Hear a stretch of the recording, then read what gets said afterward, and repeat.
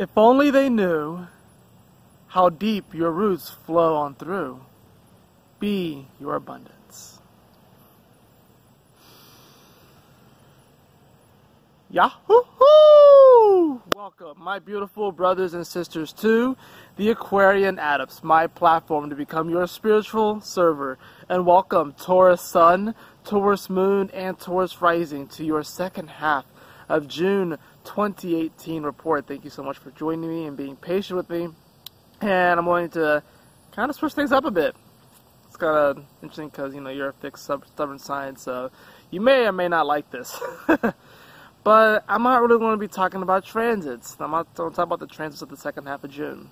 Instead, what I'm going to do is I'm going to introduce you and each of the other signs to this idea, this concept of looking at astrology through the lens of a particular metaphor that I've actually been looking at it through. And that is seeing us all as avatars.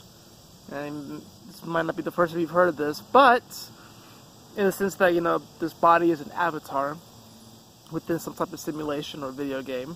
But I'm going to take a step further. I'm thinking about the children's show, Avatar: The Last Airbender. And of course, you have Korra, which came afterwards.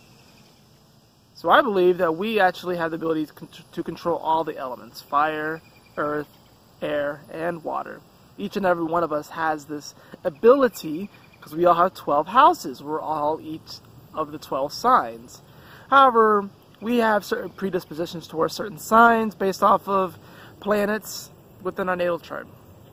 So this is for those who have their sun in Taurus, their moon in Taurus, or their rising in Taurus, or anyone who just wants to hang out with the Taurus tribe, wants to learn more about how does Taurus relate to this metaphor of being able to control the elements. You're fixed earth, Taurus, which means that you represent within this metaphor, within this avatar engine, so to speak, earth chakra, or earth chi.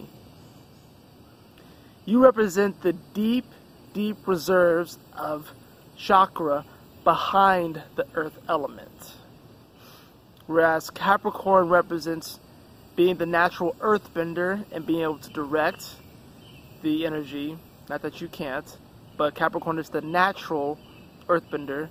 And Virgo is the earth element itself. You are the earth chakra. The energy, the chi, the currency even, the rook, the mana, all these different terms for magic and the energy that flows throughout. You are the earth chakra, Taurus. You are fixed earth, which means that, you know, you get fixated on things, and you're very much so grounded. And in many ways, I like to think of you actually ruling the earth. But I also want to introduce you to this concept, and I'll probably this will probably be like a Phoenix Files, is that this planet that we're on, it's not the earth. It's a earth, but it's not the earth. That's not the name of this planet. Because earth is actually the element. That's why so many people actually get confused. That's why so many people are reincarnated back here, is because they believe that this is the only earth. And that's far from the truth.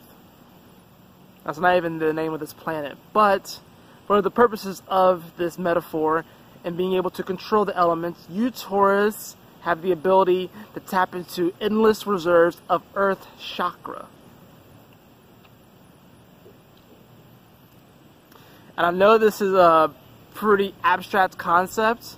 That's why I'm asking you to kind of put on your Imagineer caps, to kind of sort of put on your Imagineer suits, because this is like I said, an abstract concept, but I want you to know that this is absolutely possible, and that we have been told and fed to believe that we are limited in what we're able to do, but the fact of the matter is that we are all so incredibly powerful. And you, Taurus, you have this incredible ability to just tap into the earth.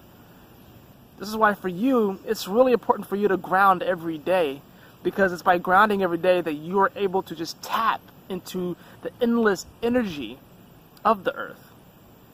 For you, whereas Capricorn could easily, yes, maybe pull the tree in closer, you know, or, you know, move rocks around them seemingly effortlessly because they're the natural bender, you have this ability to just call upon ridiculous amounts of chakra and energy as it relates to the earth. I kind of want to give you the metaphor. I want to do this for all the other fixed signs.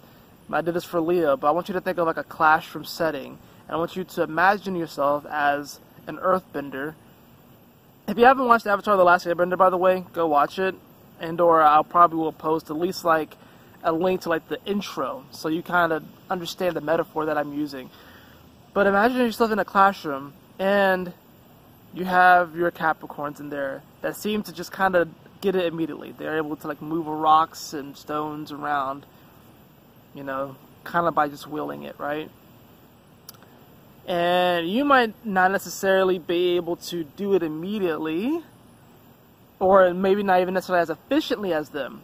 But the cool thing about you, Taurus, is that you have so much power, you have so much untapped power inside of you that while an Aries might, while a Capricorn might be able to move the earth element seemingly efficiently, and even at a rather elementary stage, and I mean like an early stage, you, Taurus, will probably eventually surpass Capricorn in the sense that you could tap into a lot more energy than they can. Whereas they might be able to move rocks and stuff at the start, you will be able to move once you kind of release these, you know, these parameters and these holds on your power. You'll be able to move giant stones and mountains. You'll be able to actually move the mountains that Capricorn climbs, Taurus. That's what you are. You represent the chakra behind the earth element. And I'm going to draw the oracle card for you, Taurus. I know this is a little bit different of a video. I know I'm not talking about transits and stuff, but I've been thinking about this for a while. I'm kind of like pondering on it within my imagination of this new way of looking at the astrology, and it's actually quite interesting. I personally don't have any planets in Taurus, so but I do have a lot of Capricorn energy, so that's the interesting thing about it. But I feel like in many ways I'm actually here to learn more about the Taurus energy. So I'm learning more about how to just tap into the chakra of the earth. I say chakra, it can be chi, it can be energy, it can be rook, it can be mana. Taurus, the card that we have for you is Wondrous Universe, which is interesting. Walk in Beauty.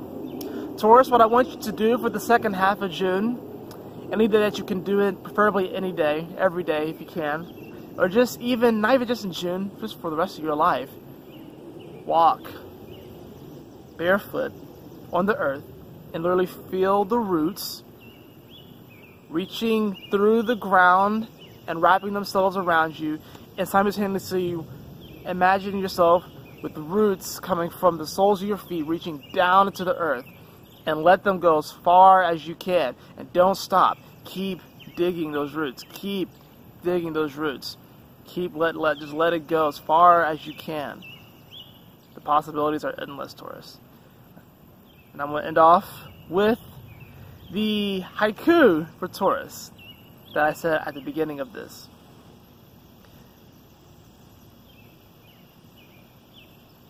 If only they knew just how far your roots go. Just how far your roots flow through. I'm sorry, I'm trying to memorize it without, having it in front of me. If only they knew just how far your roots flow on through. Be your abundance. Thank you so much for joining me on this video, Taurus. I hope you all enjoyed it. If you did, please like, share, and subscribe. I would really appreciate it. And if you would like a personal reading with me, you can follow the link in the description below to theAquarianAdepts.com. And always remember, my beautiful brothers and sisters, to keep moving forward, to stay focused, and Yahoo! Smile often.